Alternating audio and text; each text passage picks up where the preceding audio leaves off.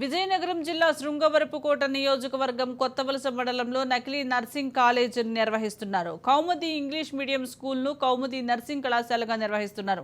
2022లో Kaumudi school of నర్సింగ్కు అనుమతులు పొందినట్లు KGH school of nursing principal Rajakumari వివరణ ఇచ్చారు. గత నెలలో మూసిన కౌముది స్కూల్కు 2022లో ఎలా అనుమతులు ఇచ్చారని రాజకుమారిని ప్రశ్నించగా పై అధికారులకు నివేదిక సమర్పించి చర్యలు తీసుకుంటామని రాజకుమారి అన్నారు.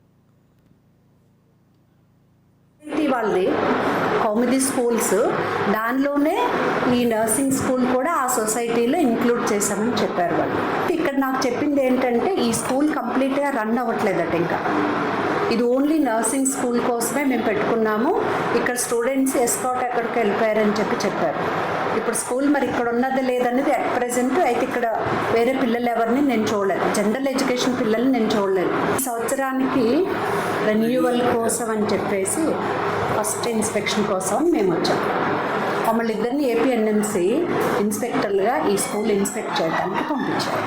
నేను ఇక్కడకు ఇన్స్పెక్షన్కి వచ్చి నేను చూసింది నేనంతా రిపోర్టు